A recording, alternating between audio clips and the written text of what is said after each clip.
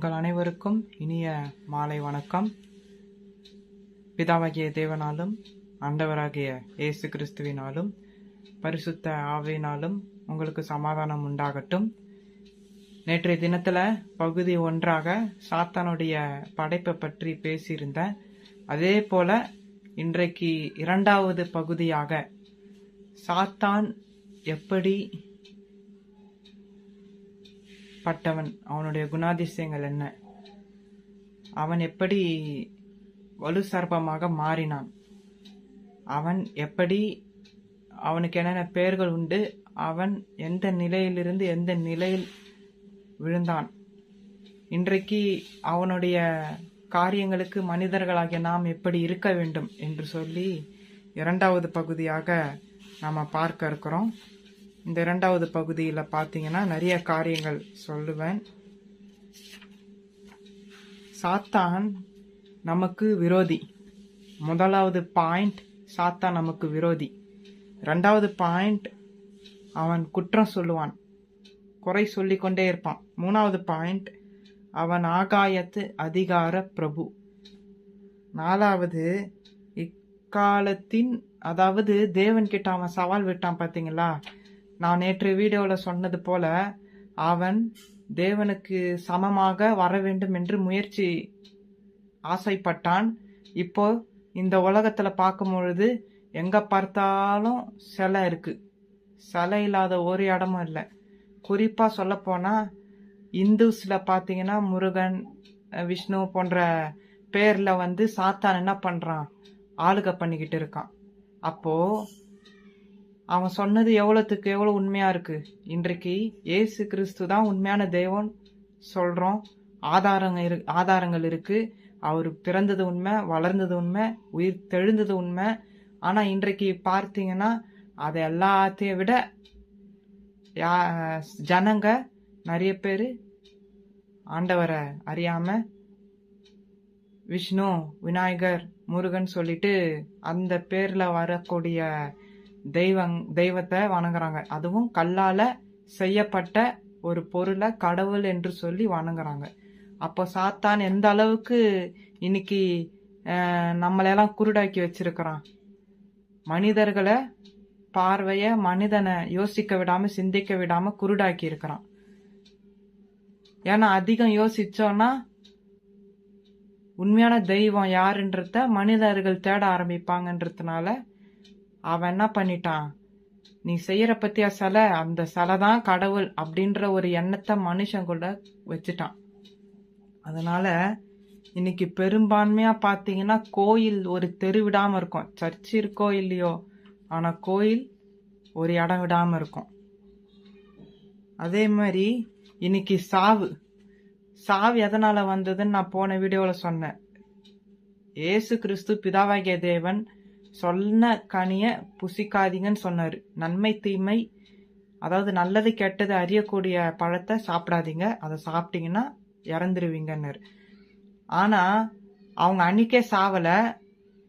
ஆனா அதோடைய விளைவுகள் மாற மாற மாற மாற எப்போ பாவம் வந்ததோ, எப்போ பாவத்தோட சேர்ந்து மரணமா வந்துடுச்சு. இன்னைக்கு மனுஷன் உயிர் வாழ முடியுதா?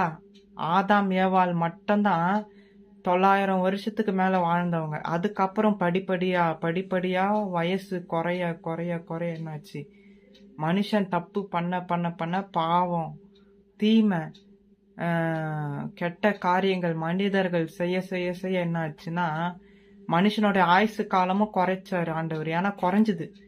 அதனால இன்னைக்கு 70, மிஞ்சி போனா ஒரு 80 வயசு வரைக்கும் தான் மனுஷனுடைய வாழ்க்கை. காரணம் என்னன்னா, அவன் தேவன் இயேசு கிறிஸ்து தான் நம்மளை படைச்சார். பிதாவாகிய தேவன் நம்மளை படைச்சார். ஆனா அவர் படைச்ச படைப்புக்கு நம்ம 900 வருஷம், நான் 1000கிட்டே தொட வேண்டிய நாம இந்த பாவத்தினால சாத்தனுடைய பேச்சை கேட்டதன் நிமித்தமா என்ன ஆச்சு, இன்னைக்கு 80 வருஷம்தான் ஒரு மனுஷனுடைய ஆயுள் காலம். 80 வயசு தான். அதுக்கு மேல யாரோ ஒரு சிலர் தான் 110, அது கூட கஷ்டம். இப்போ 80 வயசு கூட யாரும் பார்க்கறது இல்லை. அப்போ பார்த்துக்கோங்க எந்த அளவுக்கு சாவு, மரணம் மனுஷனை விழுங்குது. 25 வயசு, 30 வயசு, 35 வயசு, 40 வயசுல உள்ள ஆட்கள்லாம் இறந்து போறாங்க. காரணம் என்னன்னா பாவம். மனுஷன் கீழ்ப்படிஞ்சு சாத்தான் பேச்சை கேட்டதுனால இன்னைக்கு அப்படியே 25, 30, 35, 40 வயசு உள்ள ஆட்களெல்லாம் மரிச்சு போறாங்க. கேட்டா heart attack, brain cancer, tumour அப்படின்னு சொல்லி கேள்விப்படுறோம். அப்போ இவன் மரணத்துக்கும் அதிகாரி. சாத்தான் யாரு? சாவுக்கு ஒரு அதிபதி. அதே மாதிரி இந்த உலகத்தின் அதிபதி, அவனுக்கு இன்னொரு பேர் பாத்தீங்கன்னா இந்த உலகத்தின் அதிபதி. இந்த உலகத்தின் அதிபதினும் போது ஆதாம் ஏவாள் என்ன பண்ணாங்க? சாத்தானுடைய பேச்சை கேட்டு அந்த பழத்தை சாப்பிட்டதுனால இப்ப அவன் எஜமான் ஆயிட்டான். இந்த ஆதாம் ஏவாள் என்ன ஆயிட்டாங்க? அடிமை ஆயிட்டாங்க. சாத்தான் அதாவது நம்மளை உருவாக்கின பிதாவாகிய தேவன் இயேசு கிறிஸ்து என்ன பண்ணிட்டாரு? சுதந்திரத்தை கொடுத்துட்டாரு. நீ யார் பேச்ச கேட்குறியோ கேள். அவர் தடை பண்ணல. இவன் வரான்னு தெரிஞ்ச அவர் எதுவும் பண்ணல. சாத்தான் இதையெல்லாம் செய்வான்றது கடவுளுக்கு முன்னாடியே தெரியும். ஆனா கடவுள் என்ன செய்யல? தடுக்கல. இது ஒரு டெஸ்ட் தான், மனிதனுக்கு வைக்கப்பட்ட ஒரு சோதனை. அந்த சோதனையில என்ன பண்ணான்? மனுஷன் தோத்து போயிட்டான். அதனால இன்னைக்கு என்ன ஆச்சு? சாத்தான் தான் இன்னைக்கு எஜமானா இருக்கிறான். இந்த பூமி, இந்த உலகம் அவன் கையில இருக்கு. பாவம் இன்னைக்கு உலகம் முழுக்க ஆட்கொண்டு இன்னைக்கு நிறைய பேர் சொல்றாங்களே, எனக்கு வேதனை, எனக்கு பாவம், எனக்கு கஷ்டம் வருது, எனக்கு துன்பம் வருது, என்னால சமாதானமா இருக்க முடியல, என்னால இந்த குடி பழக்கத்துல இருந்து வெளியே வர முடியல. ஏன் இன்னைக்கு மனுஷங்கிட்ட நிறைய கெட்ட பழக்கங்கள், பாவ பழக்கம் வருது, தப்பு செய்யறான், சமாதானம் இல்லை, நாட்டுக்குள்ளேயும் சமாதானம் இல்லை, வீட்டுக்குள்ளேயும் சமாதானம் இல்லை, நம்மளை சுத்தி இருக்கிற மக்களுக்குள்ள, சமுதாயத்துக்குள்ள சமாதானமே இல்லை. காரணம் என்னன்னா இவனால வந்த அந்த ஆரம்ப விதை, அந்த ஆரம்ப விதை சாத்தான், தூண்டி விட்டவன் அவன். அதை கேட்காம இருந்திருந்தா இன்னைக்கு நமக்கு யாருக்குமே எந்த ஒரு பிரச்சனையும் இருந்திருக்காது. துன்பம்னா என்னன்னு நமக்கு தெரிஞ்சிருக்காது, பாவம்னா நமக்கு என்னன்னு தெரிஞ்சிருக்காது. ஆனா துரதிர்ஷ்டவசமா என்ன ஆயிட்டோம்? பிசாசு பேச்சை கேட்டு அடிமை ஆயிட்டோம். அதனால அவன் இக்காலத்தின் அதிபதி. இன்னும் சொல்ல போனா ஏசு கிறிஸ்து இந்த பூமியில வாழற சமயத்துல ஒரு ஞானஸ்தானம் எடுத்தாரு பாத்தீங்களா? தண்ணீர்ல முழுக்கும் பொழுது ஆவியானவர் அவர் ஆட்கொள்ளும் போது 40 நாள் சாப்பிடாம ஜபம் பண்ற சமயத்துல சாத்தான் பயங்கரமா சோதிச்சான். பெரிய கடவுளே சோதிக்கிறான். வானத்தையும் பூமியும் படைச்ச ஆண்டவரே சோதிக்கிறான். ஆனாலும் அவர் இடம் கொடுக்கறாரு. ஏன்னா அவர் மனுஷனா வந்துட்டாரு. மனுஷனா வந்துட்ட பிறகு என்ன பண்ண ஆகணும்? மனுஷன் படுற எல்லா பாடையும் அவர் பட்டு ஆகணும்ன்றதுக்காக அந்த கடவுள் என்கிற அந்த தன்மையை அந்த நேரத்துக்கே அவர் வெளிக்காட்டல. முழுக்க முழுக்க மனுஷனை போல கஷ்டப்பட்டார். 40 நாள் அவன் என்ன பண்ணான்? 40 நாள் அவர் சாப்பிடாம இருந்த சமயத்துல 3 சோதனை அவர் முன்னாடி வைக்கிறான். பைபிள்ல இருக்கு, மத்தேயுல. அவன் ஃபர்ஸ்ட் என்ன பண்றான்? இவர் ரொம்ப பசியா இருக்கும் பொழுது என்ன சொல்றான்? நீ தான் ஆண்டவருடைய மகனாச்சே, ஏசு கிறிஸ்து தானே, உங்க அப்பாண்ட, அதாவது பிதாவாகிய தேவன் கிட்ட சொல்லி என்ன பண்ணு, இந்த கல்லெல்லாம் இருக்குல்ல அப்பமாக்கி சாப்பிடு. ஏசு கிறிஸ்து பாருங்க 3 முறை சாத்தான் சோதிச்சான். முதல் சோதனையில சாத்தானுடைய பேச்ச கேட்கல, அது ஃபர்ஸ்ட்டுங்களா. 2வதா ஒரு சோதனை வருது ஏசு கிறிஸ்துவுக்கே, அதாவது கடவுளுக்கே சோதனை. ஆனாலும் அவர் என்ன பண்றாரு? தன்னை ஒரு கடவுள் என்கிற அந்த ஸ்தானத்தை விட்டுட்டு இப்ப அவர் மனுஷனா வந்திருக்கிறாரு. அவர் உயிரோடு இருக்கிற சமயத்துல இந்த சாத்தான் என்ன பண்றான்? அவரை சோதிக்க வரான். அப்ப 2வது சோதனையில என்ன பண்றாரு? அதுலயும் ஜெயிக்கிறாரு. என்ன சோதனைனா, நீ என்ன பண்ணு, இந்த மாதிரி பைபிள்ல எழுதி இருக்குல்ல, நீ குதிச்சாலும் உன்னை தாங்கி பிடிக்கிறதுக்கு தேவதூதர்கள் இருக்காங்கன்னு, அதனால நீ என்ன பண்ணு, குதி மேல இருந்து. அதாவது சர்ச்சு நமக்கெல்லாம் வீட்டு மொட்டை மாடி இருக்கிற மாதிரி சர்ச்சு மேல இருந்து தாழ குதி. அப்ப என்ன பண்ணுவாங்க? ஏஞ்சல்ஸ், தேவதூதர்கள் உனக்கு பணிவிட செய்யறாங்கல்ல, அவங்க பிடிச்சுக்குவாங்க அப்படின்னு 2வது சோதனை வைக்கிறான். அதுக்கும் ஏசு கிறிஸ்து கீழ்ப்படியவே இல்லை. காரணம் என்னன்னா அவருக்கு தெரியும் இவன் சோதனைக்காரன், சோதிக்க வந்திருக்கிறான். 3வது சோதனை வருது. அடுத்ததா 3வது டெஸ்ட் வருது. அதுல என்ன பண்ண சொல்றான்? நீ என்ன பண்ணு, என்ன வணங்குன்றான். அதாவது உருவாக்குனவர்கிட்டயே இவன் நான் போன வீடியோல சொன்ன மாதிரி இவன் ஒரு ரோபோவுக்கு என்ன வேலை? சயின்டிஸ்ட் என்னென்ன கமாண்ட் பண்றாரோ, கட்டளை கொடுக்கறாரோ அதன்படி செய்யணும். மக்களுக்கு ஒரு பிரயோஜனமான ஒரு பொருளா தான் இருக்கணும். ஒரு படைப்புனா அப்படிதான். இப்ப மனுஷங்கன்னா என்ன, குறிப்பா எடுத்துக்கிட்டீங்கன்னா ஒரு அப்பா அம்மாவுக்கு ஒரு பையன் கீழ்ப்படியணும், அதுதான் முறை. ஆனா இங்க எப்படின்னா, உருவாக்குனவர்கிட்டயே என்ன பண்றான் இந்த சாத்தான், என்ன வணங்கு, நான் என்ன பண்றேன், இப்ப கூட ஒன்றும் பிரச்சனை இல்லை, நீ என்ன முகம் குப்புற விழுந்து என் காலை தொட்டு வணங்கிட்டேன்னு வச்சுக்கோயேன், இந்த பூமியில இருக்கு பாத்தியா ராஜ்யம், பெரிய பெரிய பதவி, ஸ்தானங்கள், அரசாங்கம் உன் கைக்கு கொடுத்துட்றேன் அப்படின்றான் சாத்தான். இது எவ்வளவு பெரிய அநியாயம். ஏன்னா படைச்சவர்கிட்டயே, அதாவது இப்பதான் என்ன பண்ணிருக்காரு, தெய்வம் மனுஷனா வந்திருக்கிறாரு. இந்த டைம்ல இந்த பிசாசு என்ன பண்றான், அவரை சோதிக்கிறான். 3வது சோதனையா என்ன வைக்கிறான், நீ என்ன வணங்கிட்டீன்னா நீ கேட்கறத மேல இந்த உலகத்துல பாக்குறல்ல ராஜ்யம், அரசாங்கம், இதெல்லாம் உன் கைக்கு கொடுத்துட்ற, நீ தான் ராஜா, என்னை மட்டும் வணங்கிடு, என்னை மட்டும் வணங்கிட்டீன்னா உனக்கு எல்லாமே சொந்தம் அப்படின்றான். ஆனா இயேசு கிறிஸ்து பாத்தீங்கன்னா அதுக்கும் கீழ்ப்படியில 3 சோதனையை ஜெயிச்சார். அவர் என்ன சொல்றாரு, முதல் சோதனையில அவனுக்கு ஏன்டா நீ வந்தான்னு அப்படி பேசாம பைபிள் வசனத்திலிருந்து பேசுறாரு. என்ன சொல்றாரு, நீ கல்ல அப்பமாக்கி சாப்பிட சொல்றல, நான் சொல்றேன் பார், மனுஷன் வெறும் சாப்பாட்டால மாத்திரம் இல்ல, இந்த பைபிள் இருக்கு பாத்தீங்களா, இந்த பைபிள்ல இருக்கிற ஒவ்வொரு வசனமும் அவனுக்கு ஒரு சாப்பாடு தான், இத படிச்சாலே அவன் பிழைப்பான் அப்படின்ட்டு இயேசு கிறிஸ்து ஃபர்ஸ்ட் சோதனைய சாத்தானை எதிர்த்து பேசினாரு வசனத்தின் மூலியமா, இந்த பைபிள்ல படிக்கிற வசனத்தின் மூலியமா. அடுத்த 2வது சோதனை பாத்தீங்கன்னா அவன் என்ன சொல்றான், கீழே குதின்றான், மேல இருந்து குதி, சர்ச்சு மேல இருந்து மொட்டை மாடியில இருந்து எப்படி வீட்டு மொட்டை மாடியில இருந்து குதிக்க சொல்றாங்களோ அதே மாதிரி இவன் சர்ச்சு மேல இருந்து முப்பரையில மேல இருந்து குதிக்க சொல்றான். நீ குதிக்கும் போது தேவ தூதர்கள் உன்னை கீழே விழுந்து கீழே விழாத அளவுக்கு உன் கையில உன்னை ஏந்திக்குவாங்கல்ல, பிடிச்சுக்குவாங்கன்னு சொல்றான் சாத்தான். இது பாத்தீங்கன்னா பைபிள்ல எந்த அதிகாரத்துல வருதுன்னா, சங்கீதம் 91வது அதிகாரத்துல இருக்கிற ஒரு வசனத்தை இந்த பிசாசு இயேசு கிறிஸ்துவ கிட்ட சொல்றான், நீ இந்த மாதிரி குதின்னு. அதுக்கும் அவர் கீழ்ப்படியில. ஏன்னா தெய்வம் அவருடைய வேலை செய்ய வந்திருக்கிறாரு, மனுஷனா வந்திருக்கிறாரு. இவன் ஏமாத்துக்காரன். போன வீடியோல சொன்ன யோவான் 10:10 படி இவன் திருடன், கொலைக்காரன், அடிக்கிறவன். இவன் பேச்ச கடவுள் கேட்பாரா? இவன் ஏற்கனவே என்ன பண்ணான், மனுஷனை விழ வச்சான்.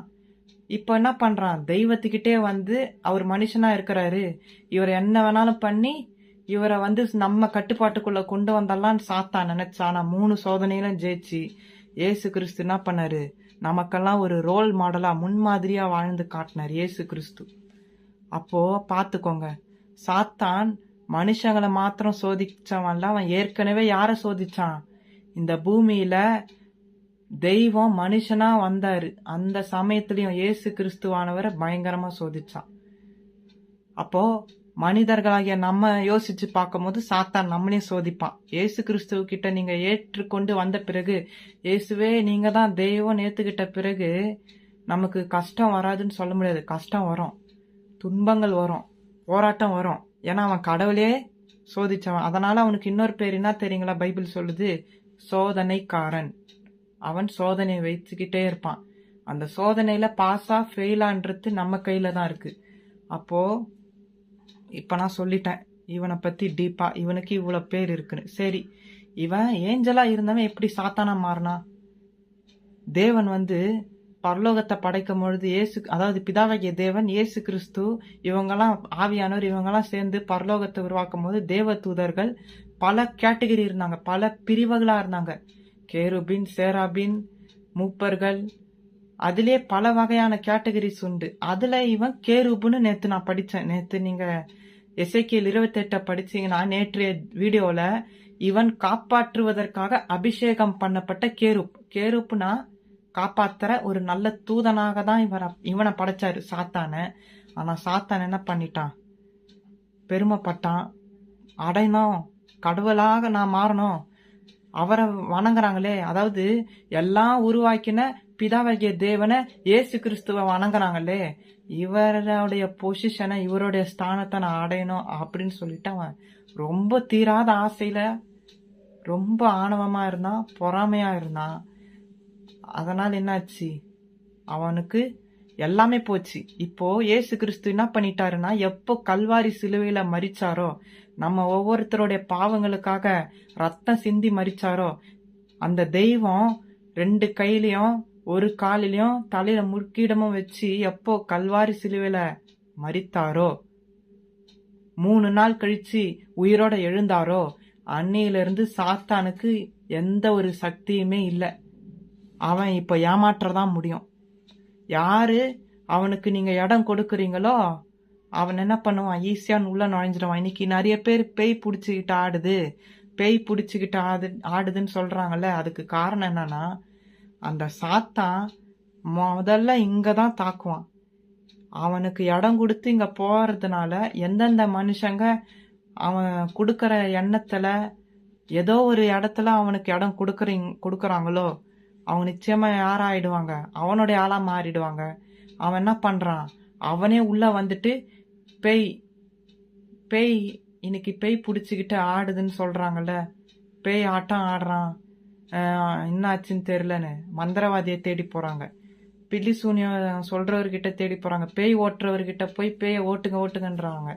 ஆனா சாத்தானை துரத்துவது ரொம்ப ரொம்ப எளிது. இயேசு கிறிஸ்து உயிரோடு இருக்கும் பொழுதே ஒரு முக்கியமான விஷயத்த சொன்னாரு, என் நாமத்தினாலே நீங்கள் பிசாசுகளை துரத்துவீர்கள்.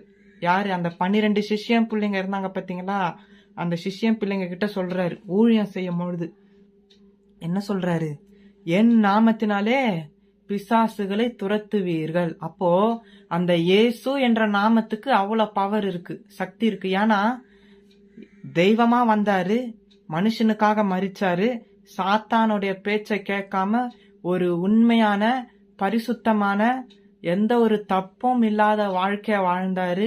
மனுஷன் எப்படி வாழணும்ன்றத ஒரு கற்றுக் கொடுத்துட்டு போனாரு. ஒரு டீச்சர் மாதிரி இயேசு கிறிஸ்து வாழ்ந்துட்டு போனாரு வாழ்க்கைய. அதனால என்ன ஆச்சுன்னா, அவர் உயிர் தெழுந்த பிறகு பிதாவாகிய தேவன் என்ன பண்ணாரு, அவர் ஒரு பெரிய பேர், இயேசு என்ற பெயருக்கு அதிகாரம் வந்தது, ஒரு பவர் வந்தது. அந்த பேரை இன்னைக்கு நீங்க யாரெல்லாம் சொல்றாங்களோ அவங்களுக்கெல்லாம் அதிசயம் நடக்கும். ஏன்னா அந்த பேர்ல அவ்வளவு வல்லமை. பேய்களை துரத்த முடியும், சாத்தானை துரத்த முடியும். யாருடைய பெயரால, இயேசு கிறிஸ்துவின் பெயரால. அப்போ இன்னைக்கு மந்திரவாதியை தேடி போறாங்க, பில்லி சூனியக்காரங்கிட்ட போனா பேய் ஓடி போயிடும், என் பையனை விட்டு பேய் ஓடிடும்ன்றான் நினைக்கிறாங்க. அப்படி இல்லை. பேய் ஏற்கனவே பில்லி சூனியம் மந்திரவாதக்காரங்களெல்லாம் பைபிள் சொல்லுது, பில்லி சூனியத்தை நம்பாதீங்க, மந்திரவாதத்தையும் நம்பாதீங்க. அதெல்லாம் யாருடைய வேலைன்னா சாத்தானுடைய வேலை. ஏன்னா ஏசு கிறிஸ்துவ அவனுக்கு பிடிக்காது, சாத்தானுக்கு ஏசு கிறிஸ்துவ பிடிக்காது, அவர் செஞ்ச அற்புதங்களை பிடிக்காது. அவர் ஊழியம் செஞ்ச காலம் முழுக்க முழுக்க எப்பவுமே அவருக்கு ஒரு குற்றம் சொல்ற ஆட்கள் இருந்துகிட்டே இருந்தாங்க. அதுவும் வெளியாள் இல்ல, பாஸ்டர்ஸ், பரிசேயர், சதுசேயர்னு பைபிள்ல தமிழ் பெயர்கள் இருக்கும். அந்த பேர்ல அந்த காலத்துல இயேசு கிறிஸ்துவ குறை சொல்லிக்கிட்டே இருந்தாங்க. அவரு யாரையாவது ஒருத்தர் சுகமாக்கிட்டாருனா, கண் பார்வை இல்லாதவங்களுக்கு கண் பார்வை கொடுத்தாருனா, இது எப்படி நீ செய்யலாம், அது எப்படி செய்யலான்னு அவரை ஒரு குற்றம் சாட்டிக்கிட்டே இருந்தாங்க, குறை கண்டுபிடிச்சுக்கிட்டே இருந்தாங்க. ஆனா அதே போலதான் இன்னைக்கு பிசாசு என்ன பண்றான், இயேசு கிறிஸ்துவ அறியக்கூடாது, அவர் தான் மெய்யான தெய்வம்ன்றத சொல்லாத அளவுக்கு இன்னைக்கு ஊழியம் நிறுத்தப்பட்டிருக்கு. அரசாங்கம் என்ன பண்ணிருக்கு, மதம் மாத்துறீங்களா கிறிஸ்தவர்களை, அதாவது கிறிஸ்தவர்கள் மதம் மாற்றாங்க, மதத்தை பேசி மக்களுடைய மனசை மாத்தி மதம் மாத்துறாங்க அப்படின்ற ஒரு சட்டம் வந்திருக்கு. காரணம் என்னன்னா, மதம் இல்ல, கிறிஸ்தவத்தை மதம்னு சொல்றாங்க. இது மார்க்கம், இது வழிதான். அவர் சொன்னது, அவர் தான் சொல்றாரு, நானே வழியும் சத்தியமும் ஜீவனுமா இருக்கிறேன். இயேசு கிறிஸ்து தான் வழி, அவர் தான் சத்தியம், அவர் தான் ஜீவன். அப்போ அவர் மார்க்கத்தை போதிக்கல. புத்தர் என்ன சொன்னாரு, நீங்க புண்ணியம் செஞ்சா சொர்க்கம் கிடைக்கும். பகவத்கீதை என்ன சொல்லுது, புண்ணியம் பண்ணா சொர்க்கம். குரான் என்ன சொல்லுது, புண்ணியம் பண்ண சொர்க்கம். ஆனா இவர் மட்டும்தான் என்ன சொன்னாரு, எனக்கு பிரியமா வாழ்ந்தினா, இயேசு கிறிஸ்து எதெல்லாம் வேணும்னு விரும்புறாரோ அதன்படி வாழ்ந்து, நன்மையை செஞ்சு, நீதியை செஞ்சு, ஏழைக்கு இறங்கி, ஒழுக்கமாக வாழ்ந்து, பிறகு பைபிள்ல என்னென்னலாம் இயேசு கிறிஸ்து சொன்னாரோ அதை பிரகாரமா ஃபாலோ பண்றவங்களுக்கு பரலோகம் நிச்சயம். அப்போ மற்ற புஸ்தகங்களுக்கும் வேதத்துக்கும் பைபிளுக்கும் நிறைய வித்தியாசம் இருக்கு. என் பாவத்தை கழுவுறதுக்காக நான் வந்து என்ன பண்றாங்க, கங்கா நதி யமுனா நதிக்கு போறாங்க. என்னாவது புண்ணியம் பண்ணா, ஏழைக்கு ஹெல்ப் பண்ண, அன்னதானம் பண்ணா என் பாவம் போகணும். அப்படி இல்லை. நீங்க உதவி செய்யறதுனாலயோ புண்ணியம் பண்றதுனாலயோ இதனால என் பாவம் போயிடும்ன்றது சாத்தியமே இல்லை. இயேசு கிறிஸ்து ஒருத்தர் தான் பாவத்தை கழுவி பரிசுத்தம் பண்ணுகிறவர். அவருடைய ரத்தம் தான் பரிசுத்தப்படுத்தும். நீங்க நன்மை செய்யறதுனால, ஒரு நாள் நன்மை செய்யறதுனால உங்க பாவம் போக நினைக்காதீங்க. மனசு மாறணும். உள்ளம் மாறி நல்லவனாக மாறி ஏசப்பா கிட்ட உங்களை நீங்களை சரண்டர் பண்ணும்போது, ஆண்டவரே இனி நான் இந்த பாவத்துல உடன்பட மாட்டேன், நான் புதிய மனுஷனா வாழ்றேன், என்னை ஒப்பு கொடுக்கறேன், என்னை மாற்றுங்க ஆண்டவரேன்னு சொல்லி, அதாவது மனசுல இருந்து உண்மையான மாற்றம் வருது பாத்தீங்களா, அப்பதான் அது உண்மையான மாற்றமே தவிர, சும்மா நான் தப்பு செஞ்சுட்டு 4 பேருக்கு அன்னதானம் பண்றதுனால என் பாவம் போகுன்ற கதையெல்லாம் இல்லை. நீ உண்மையா இருக்கிறியா, ஏசப்பாவை ஏத்துக்கிட்ட பிறகு உண்மையா வாழணும். கஷ்டம் வரும், நஷ்டம் வரும், அதையும் தாங்கி அதையும் தாண்டி நம்பிக்கையா இயேசு ஒருத்தர் தான் தெய்வன்ட்டு கடைசியா யாரு நிக்கிறாங்களோ அவங்களுக்கு தான் பரலோகம் சொர்க்கம். பைபிள் அப்படிதான் சொல்லுது. குரான்லயோ பகவத்கீதையிலயோ மற்ற புஸ்தகத்துல சொல்ற மாதிரி நீங்க வந்து எவ்வளோ தப்பு பண்ணியிருந்தாலும் பரவாயில்ல, நன்மை செய்யுங்க, உங்க பாவம் மன்னிக்கப்படும். அப்படியெல்லாம் இல்லை. நன்மை செய்யறதுனால மட்டும் இல்லை, அதற்கேற்ற மாதிரி இயேசு கிறிஸ்து எப்படி வாழ்ந்தாரு, பொய் சொல்லாம, மற்றவங்களுக்கு துரோகம் நினைக்காம, அன்பாவே எல்லார்கிட்டையும் பழகினாரு. அவருடைய ஊழியம் கூட பாத்தீங்கன்னா மற்றவங்களுக்காக தான் வாழ்ந்தாரே தவிர தான் சுயநலமா வாழல. அவர் எங்கேயும் தான் பேர் புகழ் வாங்கணும், தான் கடவுள்னு சொல்லி பேர் புகழ் வாங்கணுன்ற எண்ணமும் அவருக்கு இல்ல. நிறைய பேர் அவரை வந்து நீங்க தான் மெஸ்ஸியா, நீங்க தான் ஆண்டவர்னு சொன்னதுக்கு அவர் நிறைய இடத்துல தான் திரும்ப சொல்லியிருக்காரு, என் வார்த்தையின்படி கேக்குறீங்களா இல்லையா, அதுதான் எனக்கு வந்து இந்த உலகத்துக்காக நான் வரல, இந்த உலகத்துல நான் ராஜாவாகணுன்றதுக்காக நான் கடவுள் போஸ்ட விட்டுட்டு மனுஷனா வரல. என் சித்தத்தின்படி, என் விருப்பத்தின்படி, என்னை அனுப்புனவரின் விருப்பத்தின்படி செய்யறவன் எவனோ, நான் சொல்றேன் பாத்தீங்களா, இந்த நல்லது செய்ய இதபடி யாரெல்லாம் கை கொள்றீங்களோ அவங்கதான் ஏன் தாய் தகப்பன்னு சொல்றாரு. எந்த தெய்வம் தன்னை தாழ்த்தி இருக்கு, இயேசு கிறிஸ்து ஒருத்தர் தான் தாழ்த்தி இருக்கிறாரு. தன்னை தெய்வம்னு வெளிக்காட்டல, தன்னை குறை சொல்றவங்க மத்தியிலையும் ப்ரூஃப் பண்ணி காட்டினாரு. அதுவும் திட்டி இல்ல, அடிச்சு இல்ல, அன்பால நிரூபிச்சிருக்கிறாரு தெய்வம்னு சொல்லி. நிறைய பேரை மன்னிச்சிருக்கிறாரு, தப்பு பண்ணவங்கள ஒதுக்கல. நீ விபச்சாரம் பண்ணிட்ட, நீ வேசித்தனம் பண்ணிட்ட, உனக்கு தண்டனை தரம் பாருன்னு யாரையும் அவர் வந்து தண்டனை கொடுக்கற தேவனால. நீ மனசு வேதனைப்பட்டு நான் செஞ்சது தப்பு பாவம் அப்படின்னு மன நொந்து வர பத்தியா மன்னிக்கிறாரு. நீ மனம் நோகாம நான் இப்படிதான் வாழ்வேன், தப்புக்கு மேல தப்பு செய்வேன், பொய் சொல்லுவேன், திருடுவேன், விபச்சாரம் பண்ணுவேன், இன்னும் என்னென்ன தப்புக்கெல்லாம் செய்ய முடியுமோ நான் செய்வேன், அப்படி நான் அநீதியா வாழ்வேன், நியாயமா வாழ மாட்டேன், மற்றவங்களை ஏமாற்றுவேன் அப்படின்னு சொல்லி திமிராய் வாழுகிறவர்களுக்கு அவரு தண்டனை தராரு. அதாவது நீங்க மனசுல வேதனைப்பட்டு மனசு நொறுங்கி அத வந்து பயத்தோட, ஐயோ நம்மள கடவுள் தண்டிப்பாரேன்ற பயத்தோட அவர் காலில் போய் யார் யாரெல்லாம் விழறாங்களோ அவங்களெல்லாம் மன்னிக்கிறார்.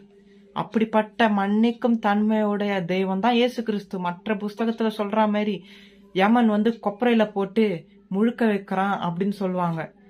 நீ செஞ்ச தப்புக்கெல்லாம் பின்னாடி என்ன கொப்பரையில போய் சாவன்னு. அப்படி இல்ல, இன்னைக்கே நீ மன்னிப்பு கேட்டாலும் இயேசு கிறிஸ்து மன்னிக்க ரெடி. ஆனா உண்மையா மன்னிப்பு கேட்டு திருந்துறியா, அதுதான் வழி. திருந்தாம அவங்களுக்கே தெரியும், அவங்கவுங்க மனசாட்சிக்கு தெரியும், உண்மையா திருந்தலனா நிச்சயம் தண்டனை உண்டு, உண்மையா மனம் திருந்தனா நிச்சயம் மன்னிப்பு உண்டு, மன்னிப்போட சேர்த்து அன்பும் உண்டு, அன்போட சேர்த்து பரலோகமும் உண்டு. ஆகையால் இயேசு கிறிஸ்து வந்து டிஃப்ரெண்ட். சாத்தான் வந்து ஏமாற்றுகிறவன். அவன் இப்படிதான் என்ன பண்ணுவான், பல வழியில கெடுக்கிறதுக்கு இன்னைக்கு பல வழியை கொண்டு வந்துட்டான். சிலை வணங்கக்கூடாதுன்னு இயேசு கிறிஸ்து சொல்றாரு. பழைய ஏற்பாடுல பாத்தீங்கன்னா பைபிள்ல யாத்ராகமம் 20வது அதிகாரத்துல சொல்லியிருக்காரு, என்னை அன்றி வேற தேவன் உனக்கு வேண்டாம். வானத்திலயும் சரி, பூமியிலும் சரி, பூமி கீழே சரி, தண்ணியில கூட சரி, கடல்ல கூட சரி, ஒரு சின்ன சிலைய கூட நீ வைக்காத. ஒரு சின்ன சொர்பத்தை கூட நீ செய்யாத, என்ன போல ஒரு சொர்பத்தை ஒரு சிலைய கூட வடிக்காத. ஆனா இன்னைக்கு ஆர்சி சர்ச் என்ன பண்றாங்க, சிலைய செய்யறாங்க. கேட்டா இயேசு கிறிஸ்துவ ஞாபகப்படுத்துறதுக்காக சிலையா செய்யறோம். அவர் எங்கேயும் சொல்லல நீ சிலையா செஞ்சு வணங்குன்னு சொல்லி. இயேசு கிறிஸ்து எங்கேயும் சொல்லல. அதே மாதிரி உன் தகப்பன தாய கனம் பண்ண சொல்லியிருக்காரு. பொய் சாட்சி சொல்லாத, பொய்யா ப்ராமிஸ் பண்ணாத, கொலை செய்யாத, விபச்சாரம் செய்யாத. விபச்சாரம்னா இன்னைக்கு போய் டைரக்டா பண்ணாதான் தப்புன்னு நம்ம நினைக்கிறோம். ஆனா பைபிள் சொல்லுது, உன் மனசுல அந்த தப்பான எண்ணம் வந்துட்டாலே நீ தப்பு பண்ணிட்ட, தப்பு நடந்துடுச்சு. எப்போ நீ ஒரு ஒரு யாரையோ ஒருவங்களை நீ தப்பான எண்ணத்துல பார்த்தாலே பாவம் அப்படின்னு பைபிள் சொல்லுது. இன்னைக்கு திருட்டுத்தனமா போய் விபச்சாரம் வேசித்தனம் பண்றவங்களதான் ஆண்டவர் பாவின்னு சொல்லல. இன்னைக்கு நம்ம மனசுல யோசிக்கிற கெட்ட எண்ணம், ஒரு செகண்ட் நீங்க தப்பான எண்ணம் யோசிச்சாலே பாவம்னு சொல்றாரு. அப்போ எந்த அளவுக்கு கடவுள் மனசை பாக்குறாருன்னு பாத்துக்கோங்க. மற்ற புஸ்தகம்னா சொல்லுது நீ போய் உன் கைப்பட செஞ்சாதான் தப்பு. ஆனா பைபிள் என்ன சொல்லுது, உன் இருதயம் சுத்தமா இருக்கா, உன் மனசு சுத்தமா இருந்தாலே போதும். அதுதான் லைசன்ஸ் மாதிரி பரலோகத்துக்கு. நம்ம இருதயம் அழுக்கா இருந்தா நம்மள நாமளே தெரிஞ்சுக்கோம் நம்ம நல்லவங்களா கெட்டவங்களான்னு. கடவுள் நம்மளுக்கு தீர்ப்பு சொல்ல வேண்டிய வேலையில்லை. அப்போ பைபிள் சொல்லுது மனசுதான் மெயின், இருதயம் தான் கிறுக்குள்ளதுன்னு பைபிள் சொல்லுது. எல்லா மனுஷருடைய புத்தியும் சரியில்லை. ஏன்னா அவன் பாவத்துல எப்ப விழுந்தானோ அவனுடைய எண்ணம், அவனுடைய மனசு எல்லாமே கெட்ட கன்றாவியான எண்ணங்களா இருக்கு அப்படின்னு எரேமியா புஸ்தகம் சொல்லுது. அப்போ எந்த புஸ்தகம் சாத்தானை பத்தி இவ்வளவு தெளிவா சொல்லுது, மனுஷன் பாவின்னு சொல்லுது, தெய்வம் ஒருத்தர் தான், அவர் ரத்தம் சிந்தி மரிச்சாருன்னு எந்த புஸ்தகமாகிலும் சொல்லுதா? பகவத்கீதையும் இது வரைக்கும் சொல்லல. ஆனா குரான் சொல்லுது இயேசு கிறிஸ்துவ தெய்வம் சொல்லல, அவரை தீர்க்கதரிசின்னு தான் குரான் சொல்லுது. அப்போ பாத்துக்கோங்க எந்த அளவுக்கு மற்ற புஸ்தகங்கள் மனுஷனை குழப்பற அளவுக்கு இருக்கான. பைபிள் மட்டும்தான் தெளிவா சொல்லுது எப்படி வாழணும், வாழ்ந்தா பரலோகமா நரகமா, தேவன் கடவுள் எதை பாக்குறாரு, எப்படி இருக்கணும்ன்றது. இப்ப நான் சொன்னேன் பாத்தீங்களா, இவ்வளவு நேரம் சாத்தானை பத்தி பேசணும் பாத்தீங்களா, எல்லாம் பைபிள் தெளிவாக சொல்லும். அப்போ சாத்தான் பிரச்சனையை கொடுப்பான், போராட்டத்தை கொடுப்பான். இன்னும் நீங்க ஏசப்பாவை நம்பி அவரை தெய்வமா ஏத்துக்கிட்டா இன்னும் பிரச்சனை அதிகம் வரும்.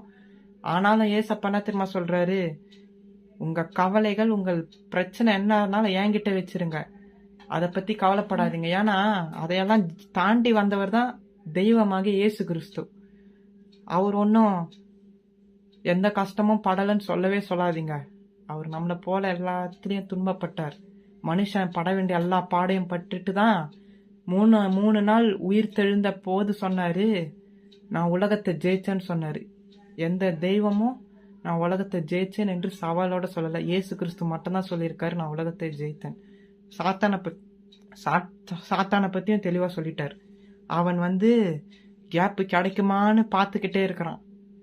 எந்த மனுஷனாவது தப்பான எண்ணத்துக்கு இடம் கொடுத்தாலே சாத்தான் உள்ள நுழைஞ்சதுக்கு அர்த்தம்.